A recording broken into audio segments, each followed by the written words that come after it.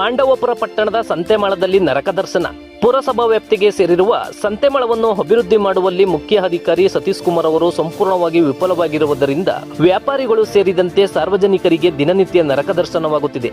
ಪಾಂಡವಪುರ ತಾಲೂಕಿನ ಸುತ್ತಮುತ್ತಲಿನ ಹಳ್ಳಿಗಳಿಗೆ ಕೇಂದ್ರ ಬಿಂದು ಆಗಿ ಇರುವ ಈ ಸಂತೆಮಾಳಕ್ಕೆ ದಿನನಿತ್ಯ ಸಾರ್ವಜನಿಕರು ಬಳಸುವ ದವಸ ಧಾನ್ಯಗಳನ್ನು ಖರೀದಿಸಲು ಬರುತ್ತಾರೆ. ಹಾಗೂ ಈ ಸಂತೆಗೆ ಪ್ರತಿ ಗುರುವಾರ ಸಾವಿರಾರು ಸಂಖ್ಯೆಯಲ್ಲಿ ಜನ ಸೇರುತ್ತಾರೆ. ಮಳೆಗಾಲದ ಸಮಯದಲ್ಲಿ ಸಂತೆಮಾಳದ ಒಳಗೆ ಕೂತು ಮಾರಾಟ ಮಾಡಲು ರೈತರಿಗೆ ಸೂಕ್ತವಾದ ಜಾಗವಿಲ್ಲ. ರೈತರು ಬೆಳೆದ ಹಣ್ಣು, ಸೊಪ್ಪು, ತರಕಾರಿ, ಹೂವುಗಳು ಮಳೆಯ ನೀರಿನಲ್ಲಿ ಕೊಚ್ಚಿಕೊಂಡು ಹೋಗುತ್ತಿರುವುದನ್ನು ಕಂಡು ರೈತರು ಕಣ್ಣೀರಾಕುತ್ತಿರುವುದು ಸತ್ಯ. ರೈತರು ಬೆಳಿಗ್ಗೆ ರಾತ್ರಿ ಎನ್ನದೆ ತಮ್ಮ ಜಮೀನಿನಲ್ಲಿ ಕಷ್ಟಪಟ್ಟು ಬೆಳೆದ ಬೆಳೆಯನ್ನು ಸಂಬಂಧಪಟ್ಟ ಮಾರುಕಟ್ಟೆಗೆ ತೆಗೆದುಕೊಂಡು ಹೋಗಿ ಮಾರಾಟ ಮಾಡಲು ಹೋದರೆ ಅಲ್ಲಿ ರೈತರಿಗೆ ನಿಖರವಾದ ಬೆಲೆ ಸಿಗುತ್ತಿಲ್ಲ. ರೈತರು ಕಷ್ಟಪಟ್ಟು ಬೆಳೆದ ಬೆಳೆಗೆ ಬೆಲೆ ಸಿಗುತ್ತಿದೆಯೋ ಇಲ್ಲವೋ, ಆದರೆ ಮಧ್ಯವರ್ತಿಗಳು ಅವರ ಹೊಟ್ಟೆಯನ್ನು ತುಂಬಿಸಿಕೊಳ್ಳುತ್ತಿರುವುದು ಸತ್ಯ.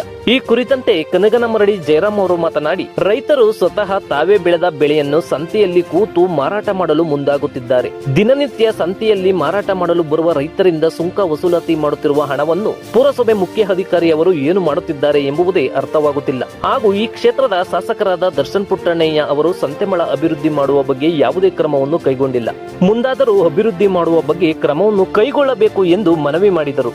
ರೈತರು ತಾವು ಬೆಳೆದ ಬೆಳೆಯನ್ನು ಸಂತೆಯಲ್ಲಿ ಕೂತು ಮಾರಾಟ ಮಾಡುವವರಿಗೆ ನೀಡಲು 2 ಚಕ್ರ ಅಥವಾ 3 ಚಕ್ರಗಳ ವಾಹನಗಳಲ್ಲಿ ತಂದರೆ ಸುಂಕ ವಸೂಲಿ ಮಾಡುವವನು ಒಂದು ಪಿಂಡಿಗೆ ಅಥವಾ ಒಂದು ಮೂಟೆಗೆ 20 ರು ಸುಂಕವನ್ನು ವಸೂಲಿ ಮಾಡುತ್ತಿದ್ದಾರೆ. ಇದರ ಬಗ್ಗೆ ಪುರಸಭೆ ಮುಖ್ಯ ಅಧಿಕಾರಿಯವರನ್ನು ವಿಚಾರಿಸಿದಾಗ, ರೈತರು ಬೆಳೆದ ಪದಾರ್ಥಗಳನ್ನು ಸಂತೆಯಲ್ಲಿ ಕೂತು ಮಾರಾಟ ಮಾಡುವವರಿಗೆ ಬರುವವರ ಹತ್ತಿರ ಸುಂಕವನ್ನು ಪಡೆಯುವಂತಿಲ್ಲ. ಸಂತೆಯಲ್ಲಿ ಕೂತು ಮಾರಾಟ ಮಾಡುವವರ ಹತ್ತಿರ ನೆಲಸುಂಕವೆಂದು 20 ರಿಂದ 30 ರು ವರೆಗೆ ಪಡೆಯಬೇಕು ಎಂದು ಬಹಿರಂಗವಾಗಿ ಹರಾಜು ಪ್ರಕಟಣೆಯ ದರಗಳ ಪಟ್ಟಿಯಲ್ಲಿ ತಿಳಿಸಿದೆ ಎಂದರು. ಆದರೂ ಇದರ ಬಗ್ಗೆ ಕ್ಯಾರೆ ಎನ್ನದೆ ತಮಗೆ ಇಷ್ಟ ಬಂದ ಹಾಗೆ ವಸೂಲಾತಿಯನ್ನು ಮಾಡುತ್ತಿರುವುದನ್ನು ಕಂಡು ಬೇಸರ ವ್ಯಕ್ತಪಡಿಸಿದರು. ಪುರಸಭೆ ಕಾರ್ಯಾಲಯದಿಂದ ಬಹಿರಂಗವಾಗಿ ಹರಾಜು ಇಸ್ತಿಯಾರ್ ಪ್ರಕಟಣೆ ಸಮಯದಲ್ಲಿ ಪುರಸಭೆ ನಿಗದಿಪಡಿಸಿರುವ ದರದಂತೆಯೇ ನೀವು ಸುಂಕವನ್ನು ವಸೂಲಿ ಮಾಡತಕ್ಕದ್ದು. ಸಾರ್ವಜನಿಕರಿಂದ ಯಾವುದೇ ದೂರು ಬಂದಲ್ಲಿ ನಿರ್ದಾಕ್ಷಿಣ್ಯವಾಗಿ ನಿಮ್ಮ ವಸೂಲಿ ಹಕ್ಕನ್ನು ರದ್ದುಗೊಳಿಸಲಾಗುವುದು ಎಂದು ದರದ ಪಟ್ಟಿಯಲ್ಲಿ ಪ್ರಕಟಿಸಲಾಗಿದೆ. ಹಾಗೂ ಪುರಸಭೆ ಮುಂಭಾಗದಿಂದ ಹಳೆ ಬಸ್ ಸ್ಟ್ಯಾಂಡ್ ನಿಲ್ದಾಣದವರೆಗೆ ಹಾಗೂ ದೊಡ್ಡ ಗಣಪತಿ ಕೂರಿಸುವ ಮಾರ್ಗದಿಂದ ರಾಜ್ಕುಮಾರ್ ವೃತ್ತದವರೆಗೆ ರಸ್ತೆ ಅಕ್ಕಪಕ್ಕದಲ್ಲಿ ದಿನನಿತ್ಯ ವ್ಯಾಪಾರ ಮಾಡುತ್ತಿರುವ ವ್ಯಾಪಾರಿಗಳಿಗೆ ಸುಂಕ ವಸೂಲಿ ಮಾಡುವವನೇ ಕೂತು ವ್ಯಾಪಾರವನ್ನು ಮಾಡಿ ಎಂದು ಕುಮ್ಮಕ್ಕನ್ನು ನೀಡುತ್ತಿದ್ದಾನೆ ಎಂದು ಹೆಸರೇಳದೆ ಸಾರ್ವಜನಿಕರು ಆರೋಪವನ್ನು ಮಾಡಿದರು. ರಸ್ತೆ ಪಕ್ಕದಲ್ಲಿ ಕೂತು ವ್ಯಾಪಾರ ಮಾಡುವಂತಿಲ್ಲವೆಂದು ವ್ಯಾಪಾರ ಮಾಡುವವರಿಗೆ ಕೆಲವು ದಿನಗಳ ಹಿಂದೆ ಪುರಸಭೆ ಅಧಿಕಾರಿಯವರು ತಿಳಿಸಲು ಮುಂದಾದಾಗ, ಸುಂಕ ವಸೂಲಿ ಮಾಡುವವನು ವ್ಯಾಪಾರ ಮಾಡಲು ನಾನೇ ಹೇಳಿದ್ದೀನಿ ಎಂದು ಮುಖ್ಯ ಅಧಿಕಾರಿಯವರಿಗೆ ಬಾಯಿಗೆ ಬಂದ ಹಾಗೆ ಅವಾಚ್ಯ ಶಬ್ದಗಳಿಂದ ನಿಂದಿಸಿರುವ ಘಟನೆ ನಡೆದಿತ್ತು.